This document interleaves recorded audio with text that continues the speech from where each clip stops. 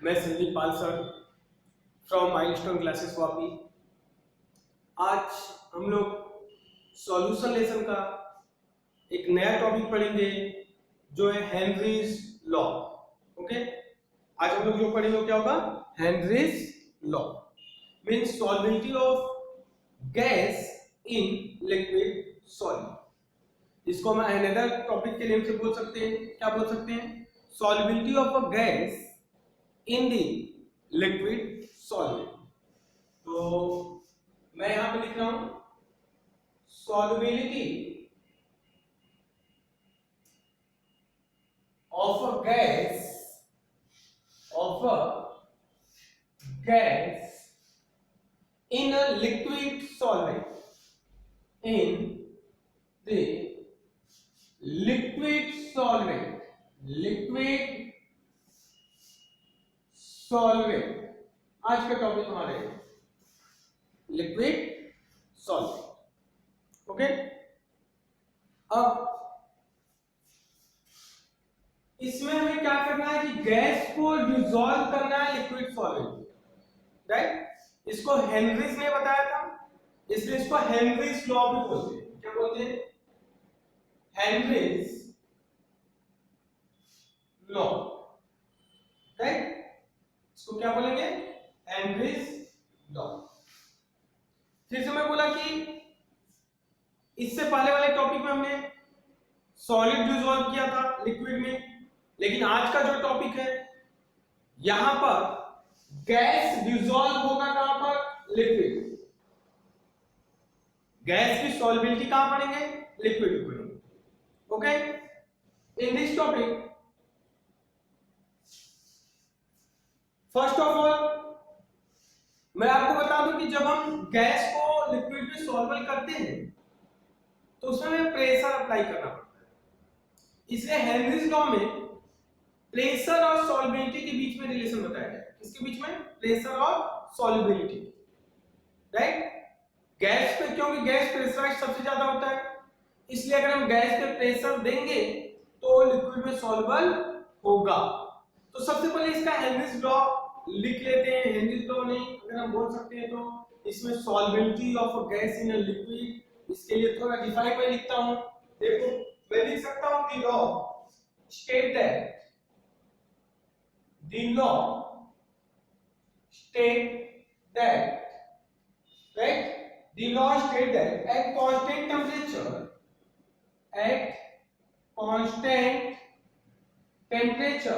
इसमें हमें टेम्परेचर को कांस्टेंट रखना है। ओके, टेम्परेचर को चेंजेस नहीं करना है। अब इस लॉ में हम क्या करेंगे कि टेम्परेचर को हम कांस्टेंट रखें और इसी कांस्टेंट टेम्परेचर पे, कहां पर? इसी कांस्टेंट टेम्परेचर पे हम सॉल्युबिलिटी के बारे में लिख रहे हैं। क्या लिखूंगा कि the solubility of a gas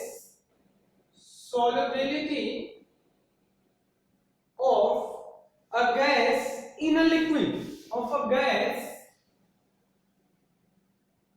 a liquid क्या बोला है कि गैस की सॉल्युबिलिटी ऑफ अ गैस की सॉल्युबिलिटी हमें कहां लेके जाना है? लिक्विड में लेके जाना है। बोला है solubility of a gas in a liquid is directly proportional to the is किसके डायरेक्टली होगा? Directly proportional to the. भाई मैंने क्या बोला कि जब हम गैस डिसॉल्व करेंगे तो गैस में हम क्या अप्लाई कर सकते हैं? प्रेशर। तो इसमें इसकी सॉल्युबिलिटी डायरेक्टली प्रोपोर्शनल टू किसके होगा? प्रेशर के होगा। तो directly proportional to the partial pressure of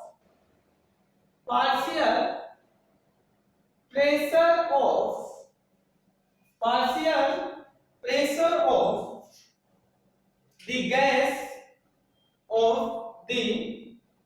gas present above the surface of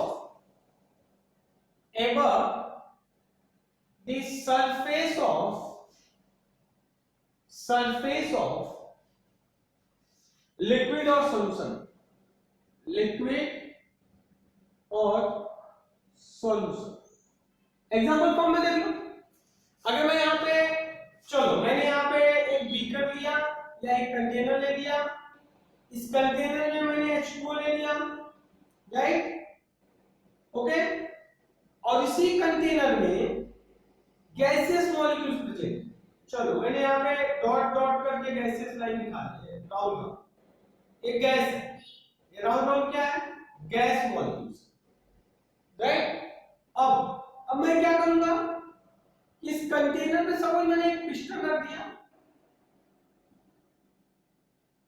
right, इस कंटेनर में मैंने एक पिस्टन रखा, पिस्टन में मैंने वेट रख दिया, वेट। चलो सपोज करो मैं यहाँ पे जो इसका प्रेशर है, इस पिस्टन में मैं प्रेशर कर रहा हूं, डायरेक्ट मैं प्रेशर दिखा रहा हूं।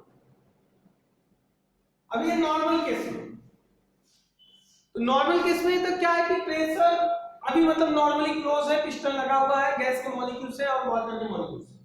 ये नीचे वाटर के मॉलिक्यूल्स दिख रहे हैं, ऊपर गैस के मॉलिक्यूल्स दिख रहे हैं। अब क्या होगा, अगर हम प्रेशर जैसे जैसे लगाएंगे वैसे वैसे गैस क्या होगा, नीचे डिसॉल्व होते जाएगा। तो हेनरीज ने भी क्या बोला था कि गैस मॉलिक्यूल्स का जो प्रेशर है, देखो the solubility of the gas in a liquid is directly proportional to the partial pressure. किसके डायरेक्टली है, प्रेशर के of the gas present above the surface. अगर हमने यहां पे प्रेशर लगाना स्टार्ट कर दिया, चलो मैंने क्या किया कि यहां पे हमारा वाटर था, देखो यहां पे हमारा वाटर था। अब मैंने क्या किया कि यहां से प्रेशर देना स्टार्ट कर दिया, पिस्टन पे प्रेशर लगाना स्टार्ट कर दिया। पिस्टन को प्रेशर देते देते पिस्टन को मैंने यहां पे रख दिया, ये हमारा पिस्टन है, देखो ये हमारा पिस्टन है। पहले पिस्टन यहां ऊपर था, अब मैंने क्या किया, प्रेशर दिया, तो जो गैस के मॉलिक्यूल्स हैं, देखो राउंड राउंड में गैस के मॉलिक्यूल्स की बात, देखो जो गैस के मॉलिक्यूल्स हैं, जैसे ही हमने प्रेशर दिया तो गैस के मॉलिक्यूल्स क्या हुए, डिसॉल्व होना स्टार्ट हुए। तो हेनरीज ने ऐसा बोला था कि अगर हम प्रेशर इंक्रीज करेंगे तो सॉल्बिलिटी इंक्रीज होगा। हेनरीज ने क्या बोला था, प्रेशर इंक्रीज करेंगे तो सॉल्बिलिटी इंक्रीज होगा। इन दिस केस अगर हम सॉल्बिलिटी को, यहां पे हम सॉल्बिलिटी को मोल फ्रैक्शन सपोज करें, किस टर्म में ले ले, मोल फ्रैक्शन। अगर मैं यहां लिखूंगी सॉल्बिलिटी एज अ मोल फ्रैक्शन, तब उसका डिफाइन मैं क्या लिख सकता हूं। अगर सेम केस में मैं ऐसा लिखूं कि solubility as a mole fraction, solubility को मैं क्या सपोज कर लूं, मोल फ्रैक्शन x। जो हमारा सॉल्युबिलिटी है, जो सॉल्युबल हो रहा है, उसको अगर मैंने मोल फ्रैक्शन x सपोज कर लिया तो इसका डिफाइन मैं क्या लिख सकता हूं, the partial pressure of the gas. तो इसके लिए मैं लिख सकता हूं the partial pressure of the gas, the partial pressure of the gas in vapour phase. Gas को हमें क्या लेना है, इन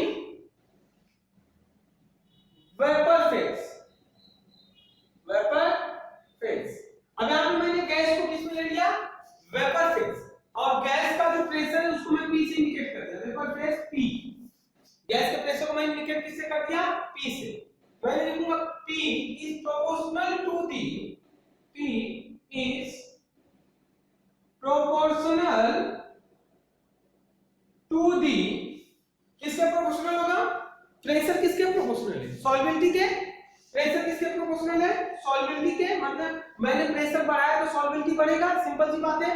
तो इसमें अगर इस डिफाइन में देखोगे तो pressure of a gas in a liquid is directly pressure, हां यहां देखो, यहां लिखा है solubility of a gas in liquid is directly proportional to the partial pressure of the gas. तो यहां पे सॉल्बिलिटी को मैंने मोल फ्रैक्शन लिया है, तो मैं बोलूंगा directly proportional to the mole fraction. क्या लिखूंगा, mole fraction of the gas x। अब देखो यहां पे मोल फ्रैक्शन को मैं x इंडिकेट कर दिया, क्या इंडिकेट कर दिया, x, right, in the solution,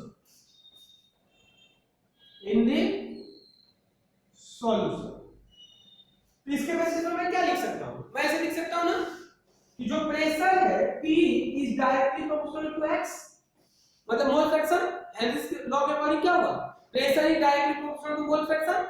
मैं ऐसे लिख सकता हूं P equal to kh into x।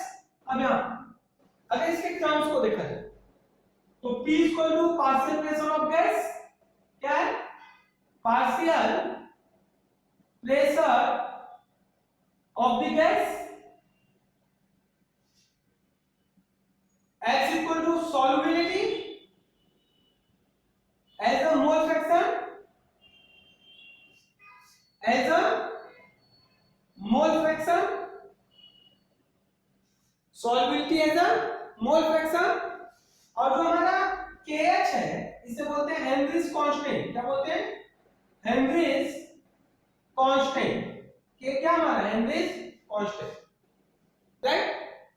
ये हमारा फॉर्मूला हो गया हेनरीज का, राइट। अगर इसके ग्राफ को देखा जाए तो हम ऐसे लिख सकते हैं, अगर मैंने इधर प्रेशर ले लिया और इधर मैंने मोल फ्रैक्शन ले लिया, अगर मैं प्रेशर को बढ़ाते जाऊं, मतलब यहां पर लेकर आऊं, यहां पर लेकर आऊं, यहां पर लेकर आऊं, ऐसे बढ़ाते जाऊं, तो प्रेशर मैं बढ़ा रहा हूं, इस केस में आपको क्या मिल रहा है, अगर प्रेशर मैंने यहां पे किया, पहले सॉल्युबिलिटी और प्रेशर दोनों जीरो था, प्रेशर यहां पे बढ़ाया तो सॉल्युबिलिटी भी तो यहां पे आ गई, प्रेशर यहां पे दिया मतलब इस लाइन पे यहां पे, सॉल्युबिलिटी यहां पे आया, प्रेशर यहां पे मतलब यहां पे, तो सॉल्युबिलिटी यहां पे आया।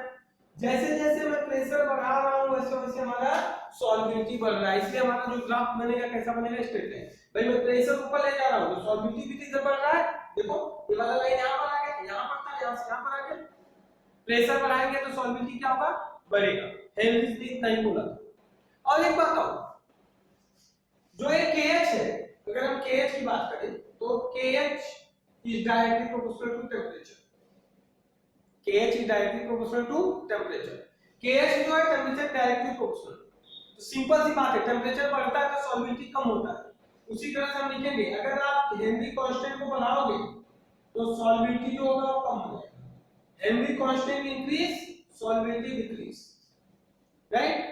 क्योंकि हमें पता है कि कभी भी अगर हम टेम्परेचर बढ़ाते हैं तो सॉल्युबिलिटी हमेशा क्या हो जाता है, कम हो जाता है, राइट। इसके यूजेस हमने बहुत सारे देखे हैं हेनरी कांस्टेंट के, जैसे हम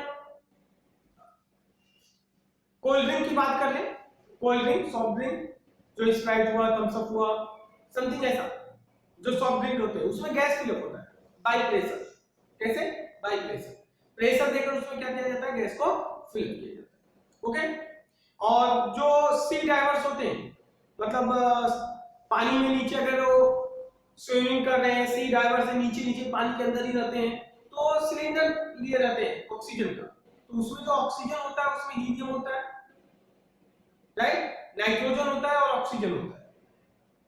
तो जो ऑक्सीजन उसमें भरा जाता है या नाइट्रोजन ऑक्सीजन हीलियम का जो कॉम्बिनेशन होता है वो बाय प्रेशर होता है, कैसे होता है, बाय प्रेशर। तो यहाँ पे हेनरीज लॉ के यूज बहुत सारे हैं, जैसे मैंने सॉफ्ट ड्रिंक, कोल्ड ड्रिंक की बात कर दिया, सी डाइवर जो सिलेंडर गैस लेकर जाते हैं, राइट, ऑक्सीजन का गैस उसमें भी प्रेशर से ही भरा जाता है, तो यहाँ पे हेनरीज ने वही बोला था कि प्रेशर बढ़ाएंगे तो सॉल्युबिलिटी बढ़ेगा, सिंपल सी बात है, क्योंकि गैस में सबसे ज्यादा प्रेशर होता है। आज का लेक्चर यहीं तक, और इससे रिलेटेड न्यूमेरिकल्स मैं कल करूंगा नेक्स्ट वीडियोस में, और चैनल को आप सब्सक्राइब करिए, लाइक करिए और शेयर करिए, ओके।